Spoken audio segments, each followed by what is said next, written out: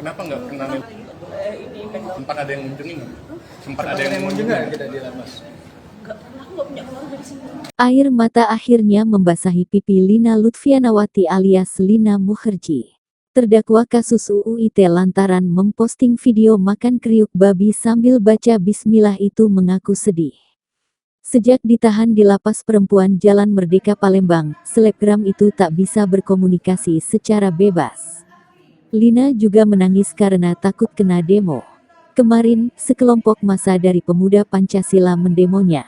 Massa menuntut agar majelis hakim menjatuhkan vonis maksimal kepada sang selebgram.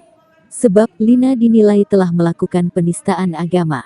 Lantaran memposting video makan kriuk babi sambil baca bismillah. Sidang perdana Lina berlangsung pukul 11.39 waktu Indonesia Barat. Ketua Majelis Hakim yang menyidangkan perkara ini yaitu Romi Sinatra SHMH. Sedangkan Lina didampingi penasihat hukumnya, Supendi SHMH dari Posbakum PN Palembang. Lina yang mengenakan setelan putih hitam mendengarkan dakwaan JPU Kejati Sumsel, Siti Fatimah SHMH dengan seksama. Usai mendengarkan dakwaan JPU, terdakwa Lina Mukherjee tidak melakukan eksepsi.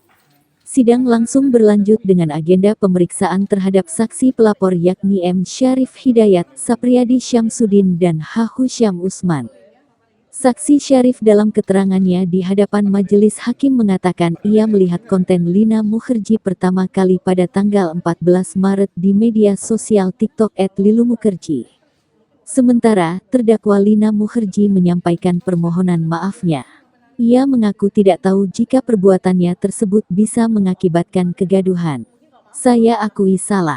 Tidak tahu kalau perbuatan saya itu bisa mengakibatkan kegaduhan, memecah belah dan memancing ketidak.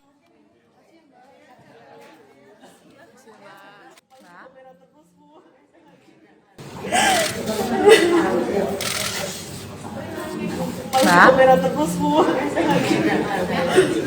Ya, jadi lagi nak mau sidang kita ya nanti. Masa orang punya istirahat dan ya Allah, malah dia Gak apa-apa, saya tadi yang demo aku kalian ya, udah demo aku lagi. Aku udah nggak salah. Iya, Bu. Aku takut tahu di demo. Enggak ada yang demo, enggak ada yang